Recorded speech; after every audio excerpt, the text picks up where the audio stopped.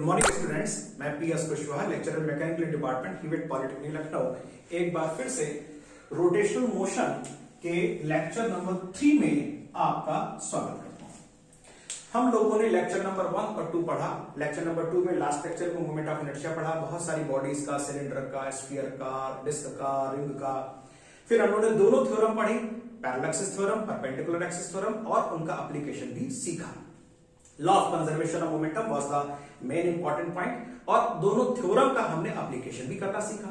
अब इस लेक्चर में आज हम rolling body on a inclined plane, जो है एक महत्वपूर्ण टॉपिक, ये पेपर में अक्सर ये पूछ लिया जाता है, डेरिवेशन। सो आज हम करेंगे rolling of sphere on inclined plane, rolling of a sphere on a inclined plane। तो इसको देखते हैं। ये एक सपोज करिए एक इंक्लाइंड प्लेन है। ये इंक्लाइंड प्लेन हॉरिजॉन्टल के साथ थीटा एंगल बना रहा है। सो ये प्लेन हॉरिजॉन्टल के साथ थीटा एंगल बना रहा है। ये जो प्लेन है, this plane is a rough plane. तो यहां पर हम लिख लेते हैं rough plane, on a rough plane. So rolling body on a rough plane, इसका तात्पर्य क्या है? अगर ये एक स्मूथ प्लेन होता, फर्क क्या है उसको समझिए। अगर ये एक स्मूथ प्लेन होता, ये अगर हमने स्फीयर ले लिया, ये अगर स्मूथ प्लेन होता तो यहां पर फ्रिक्शन ना होने के कारण ये सीधे सरकता हुआ नीचे चला जाता है। ऐसे सरकता हुआ ये नीचे चला आता है। लेकिन चूंकि ये रफ प्लेन है तो ये नीचे आएगा तो सरकेगा नहीं, बल्कि घूमता हुआ और लुढ़कता हुआ नीचे आएगा। लुढ़कता हुआ होने का मतलब ये रोल करता हुआ नीचे आएगा। अन्यथा अगर ये चिकना होता तो सीधे ऐसे सरक किया जाता, लेकिन चूंकि ये रफ प्लेन है सो ये लुढ़कता हुआ नीचे आएगा। और जो फ्रिक्शन फोर्स है, रफनेस के कारण जो फ्रिक्शन फोर्स है, ये इसको घुमाने में, घूमने में हेल्प करेगा, अन्यथा ये सरकता हुआ नीचे आ जाता। तो हमारा टॉपिक चूंकि रोलिंग ऑफ स्फीयर है, तो ये तभी हो सकता है जब, इसको यहां पर अंडरलाइन कर लेते हैं, जब प्लेन कैसा हो, it is a rough plane. Because smooth plane पे ये केवल सरक जाएगा, स्मूथ प्लेन पे ये रोल नहीं कर सकता। अब इसको बनाते हैं। सपोज करिए आपने यहां से छोड़ा और किसी समय ये यहां पर है, स्फीयर इस जगह पर है। तो ये हमने स्फीयर यहां बनाया, इस जगह पे स्फीयर है, ये स्फीयर का सेंटर है। इसका मास यहां पर नीचे की ओर काम करेगा, वर्टिकली डाउनवर्ड इसका मास काम करेगा mg। मास हमने m मान लिया है। ये रहा इसका रेडियस, ये इसका रेडियस है, और यहां पर इस मास का एक कंपोनेंट इधर की ओर काम करेगा mg cos थीटा। मास का एक कंपोनेंट नीचे की ओर काम करेगा mg sin थीटा। और जो ये इंक्लाइंड प्लेन है, ये रिएक्शन लगाएगा n, नॉर्मल रिएक्शन है, अवलन प्रतिक्रिया बल। सो this is n and this. अब क्या होगा, ये इंक्लाइंड प्लेन चूंकि रफ है, तो इस स्फीयर और इंक्लाइंड प्लेन का जो कांटेक्ट पॉइंट है, यहां पर फ्रिक्शनल फोर्स काम करेगा। This is the frictional force, और यही फ्रिक्शनल फोर्स महत्वपूर्ण है। इसको हम म्यू इंटू एन कर देते हैं, क्योंकि फ्रिक्शनल फोर्स की वैल्यू म्यू इंटू एन होती है, नॉर्मल रिएक्शन।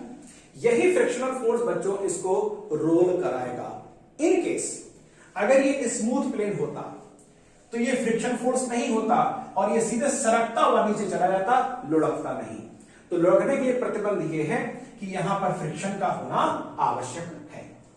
अब क्या होगा कि इन सबके प्रभाव में ये माना एक लीनियर एक्सेलरेशन से ये नीचे की ओर लुढ़कता हुआ चला आ रहा है। सो हम यहां पे लिख लेते हैं इज लीनियर एक्सेलरेशन। बाकी सब चीजें आपको पता है। सो इक्वेशन बनाते हैं। So this is mg sin theta, इसको नीचे ला रहा है, रोक रहा है frictional force, and this is equal to m into a। ये न्यूटन का सेकंड लॉ हमने लगा दिया। mg sin theta driving force, F opposing force is equal to mass into acceleration. इसको अगर ये घूमना है, इसको रोल करना है, तो रोल कौन कराएगा? रोल कराएगा ये फ्रिक्शन, और यहां सेंटर से इसकी परपेंडिकुलर डिस्टेंस की वैल्यू है r। So therefore this force and this radius F into r, force into perpendicular distance, वो टॉर्क जनरेट करेगा जिसके कारण ये लुढ़कना शुरू कर जाएगा। सो लुढ़केगा किसके कारण? F इंटू आर के कारण। सो टॉर्क जो इसको लुढ़काएगा वो होगा F इंटू आर। दूसरी तरफ आपको टॉर्क का फॉर्मूला पता है I इंटू अल्फा, हम लोगों ने डिराइव किया था लेक्चर नंबर 1 में, moment of inertia into angular acceleration. अब अगर यहां से हम F R is equal to I alpha कर दें, so F is equal to I alpha upon R. Alpha की वैल्यू क्या है? अल्फा की value I A upon R and upon R. ये भी मैंने आपको लेक्चर 1 में डिराइव किया था कि linear acceleration is equal to alpha into R, तो वहां से हमने alpha is equal to A upon R रख दिया है। So frictional force is equal to I A and upon are square. ये फ्रिक्शन फोर्स की वैल्यू हम यहां रखने वाले हैं, M ji sine theta minus I A upon are square is equal to M into A. इसको इधर ले जाते हैं, ये बन जाएगा m ji sine theta m plus I upon are square, और ए हमने यहां पर कॉमन ले लिया। अगली लाइन में करते क्या है कि एम भी कॉमन ले लेते हैं, M ji sine theta 1 plus I upon M R square into M into A. यहां से एम हमने काट दिया। A is equal to G sine theta 1 plus I upon M R square. This is the expression of linear acceleration of किसका? Rolling sphere. Linear acceleration हो गया।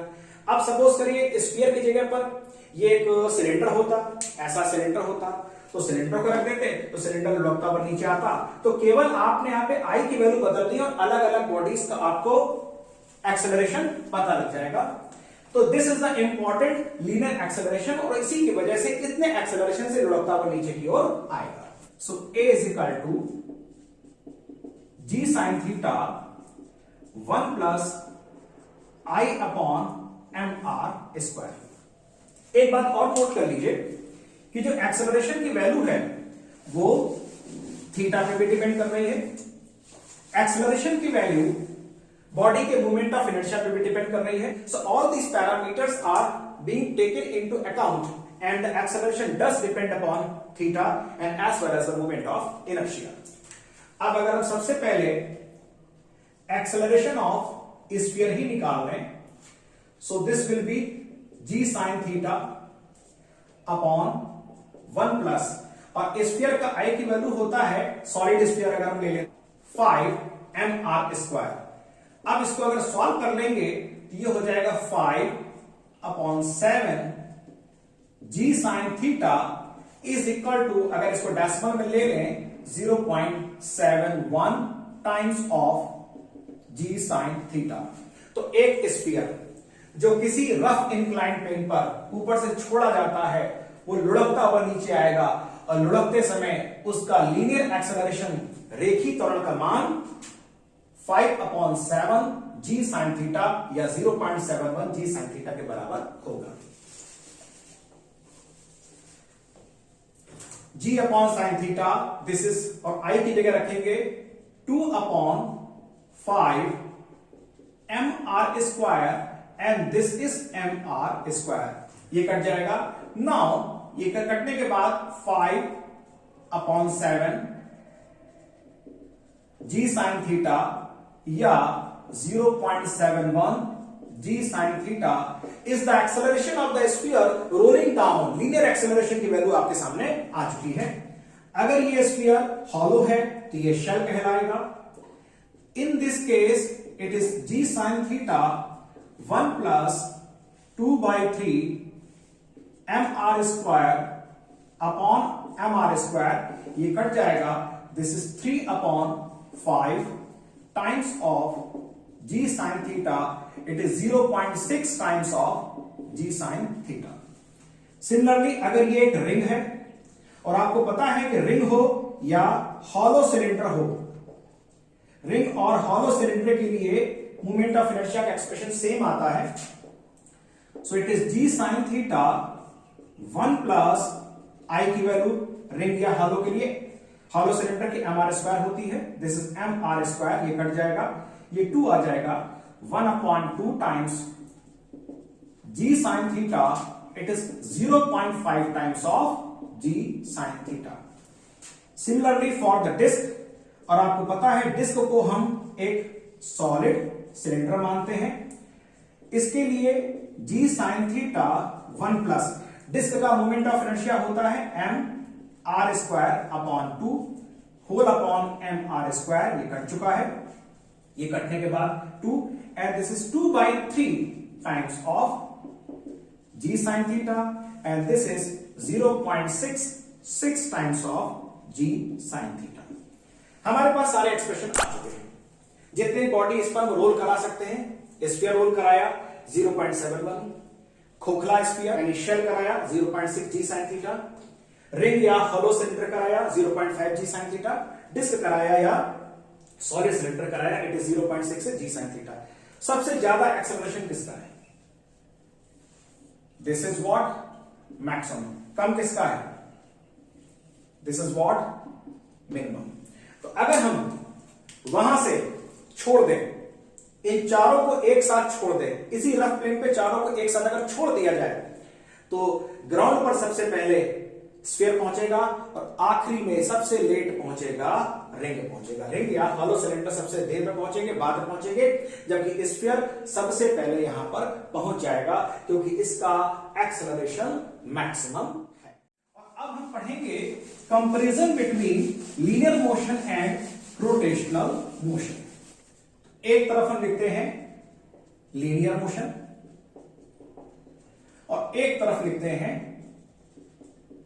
Rotational motion. बहुत जल्दी से आपको समझ में आ जाएगा। तो सबसे पहले यहां पर जो काम मास करता है वो काम यहां पर मोमेंट ऑफ इनर्शिया करता है। यहां पे जो काम v करता है वो यहां पर रोल ओमेगा का होता है and omega is 2 pi n। n क्या है? राउंड पर सेकेंड। उसके बाद जो काम यहां एक्सेलरेशन का है वो काम यहां पर एंगुलर एक्सेलरेशन का है। इसकी यूनिट आ जाएगी, जबकि इसकी यूनिट होती है रेडियन पर सेकेंड, इसकी unit radian per second square. m into a force हो जाएगा, यहां पे टॉर्क हो जाता है I इंटू अल्फा, क्योंकि हमने n की जगह पर I किया है और a की जगह पर अल्फा रखा है। Similarly linear momentum is mass into velocity, तो angular momentum I into omega. Force is equal to, हम डिराइव कर चुके हैं, dp अपॉन dt, तो यहां पे torque is equal to dl upon dt हो जाएगा।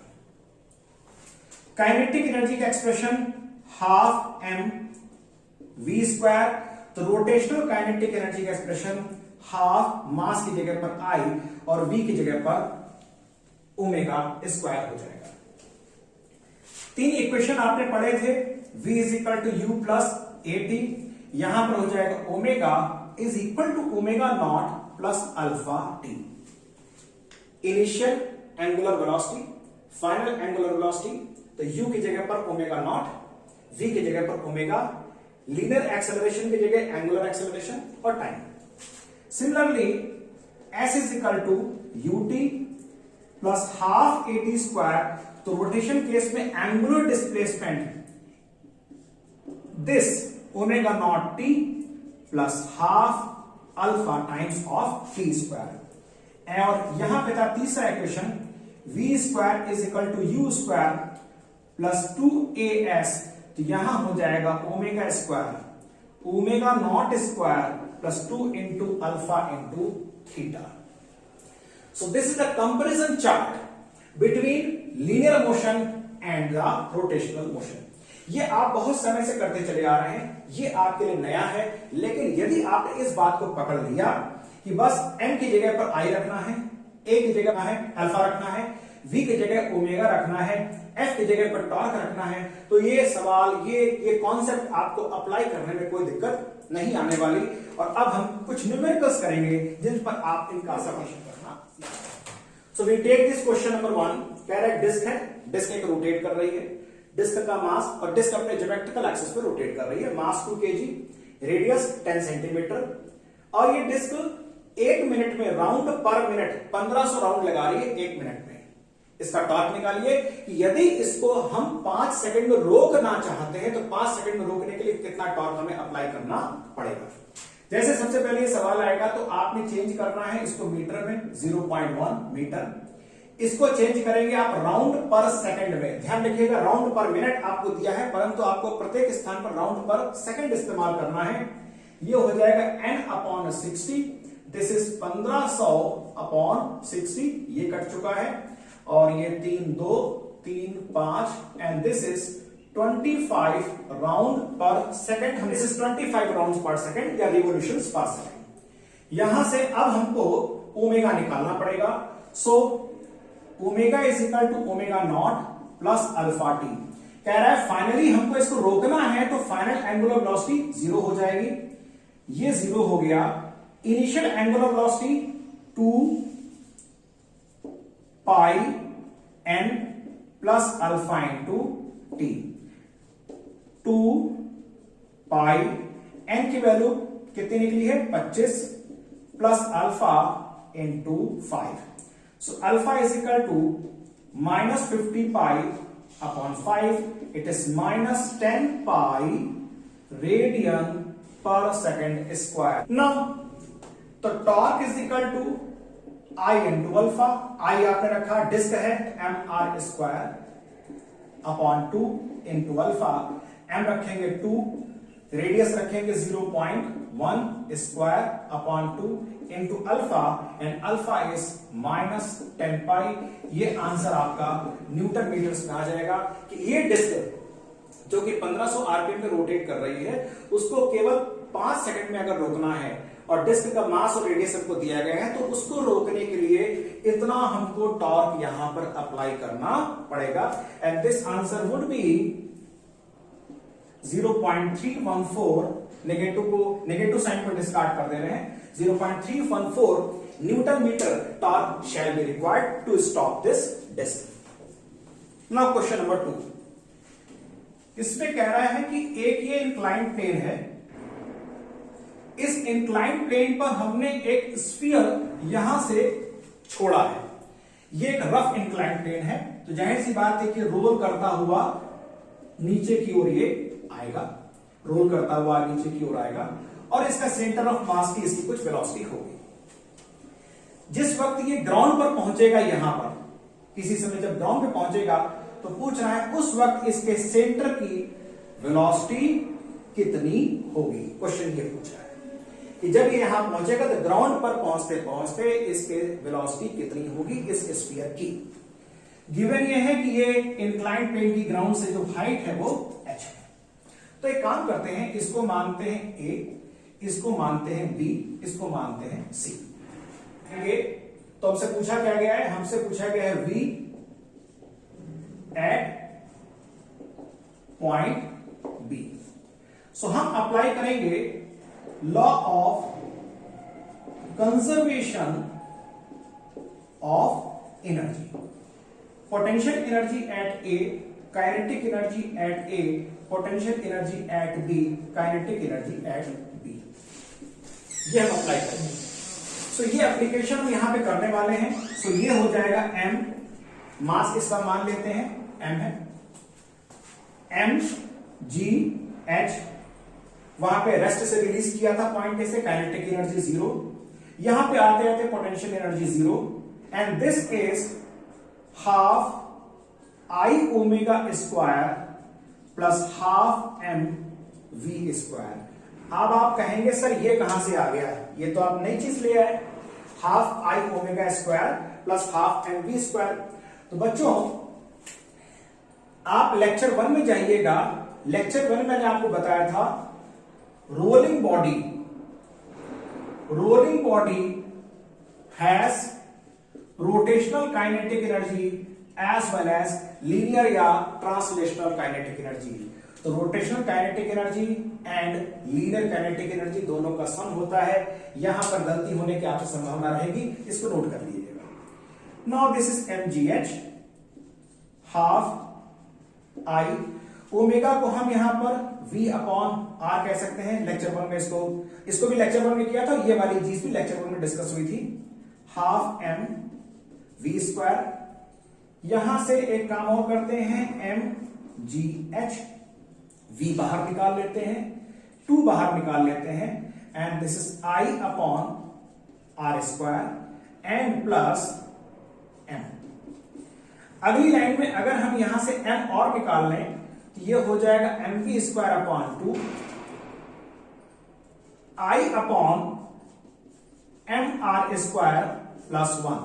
m यहां से कट चुका है। v हम यहां से लिखते हैं v square is equal to 2gh 1 plus I upon mr square.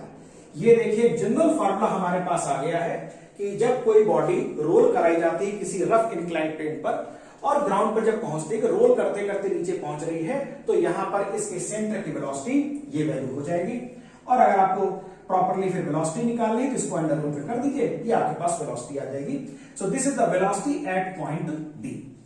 अगर ये एक स्फीयर है तो in case it is a sphere तो कोई दिक्कत नहीं, ये value under root 2gh 1 plus I की value 2/4 2/5 mr square upon mr square, ये कट जाएगा, ये 5 हो जाएगा, 5 ऊपर चला जाएगा, it is under root 10 upon 7 times gh।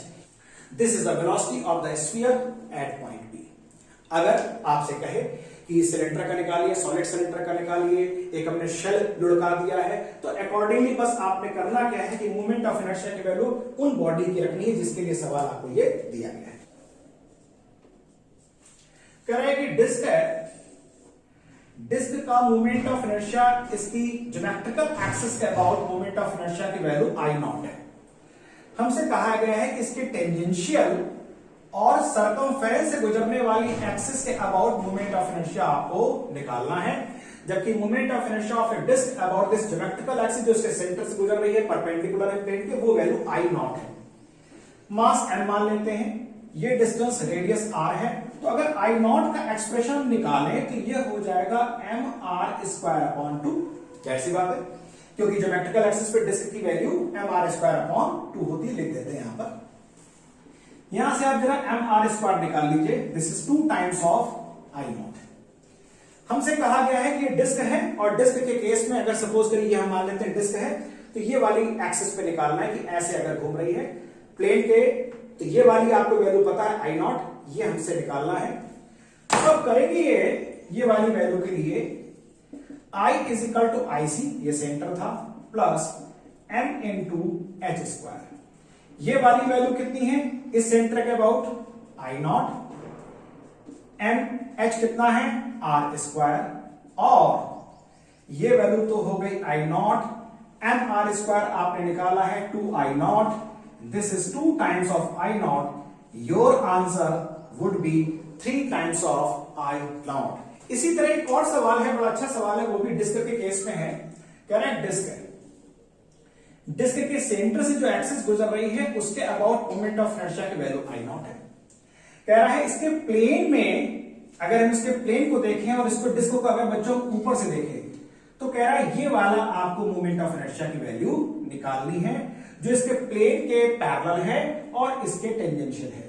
तो इसके लिए हमें सेंटर से गुजरती हुई ये एक्सिस जो है इसके अबाउट हमको मोमेंट ऑफ इनर्शिया पहले हमको चाहिए होगा। पता हमको ये z एक्सिस का है, हमें निकालना है x एक्सिस। तो सबसे पहले हम I नॉट को देखते हैं, I नॉट क्या हो जाएगा। So I naught is equal to mr square by 2, mr square is equal to 2 times of I naught. इसका काम खत्म। z एक्सिस की यही वैल्यू, जो ये जो मोमेंट ऑफ इनर्शिया है ये z एक्सिस का है, हमें x एक्सिस का पहले निकालना है या y एक्सिस का निकालना है, तो हम I y की वैल्यू यहां पर निकाल लेते हैं। So I z is equal to I x plus I y. Y का निकालना है चूंकि दोनों वैल्यू बराबर होती है, पिछले लेक्चर मैंने आपको बताया था आई वाई। आई जेड की वैल्यू हमारे पास आ चुकी है, this is I naught is equal to 2 times of I y and I y is I naught upon 2। Okay, अब हम यहां पे लगाते हैं, देखिए हमने यहाँ पे दोनों थ्योरम का इस्तेमाल हो रहा है, यहां पर परपेंडिकुलर एक्सिस थ्योरम और अब हम निकालने जा रहे हैं parallel axis theorem. So I जो आपको बात निकालनी थी, I C plus N into this H square. So I C क्या हो गया, वाई एक्सिस हो गया, इसको हम आई वाई कहेंगे, plus N into R square कहेंगे। आई वाई की वैल्यू आपने निकालनी है I naught upon 2, M are square की वैल्यू निकालनी है आपने 2 I naught and this answer would B 5 I not by 2 is the answer of this question. So moment of inertia को लेके जो भी आपके भ्रम थे, मैं समझता हूं कि इस लेक्चर 3 के बाद अब आपको कोई भ्रम नहीं रह जाएगा और इसको अच्छे से पढ़ें, कम से कम 2 से 3 बार इस लेक्चर को पढ़ लें। 3 लेक्चर हैं आपके, मुश्किल से 1-1.25 घंटे के पढ़ने के बाद इस चैप्टर को लेके हर तरह का कंफ्यूजन आपका दूर हो जाएगा। और फिर भी आपको अगर किसी तरह की कोई आपको क्वेरी है आपकी, तो आप कमेंट बॉक्स में लिख दीजिए, तो जिससे कि आपकी क्वेरी को मैं आपका आंसर कर सकूं। Thank you very much.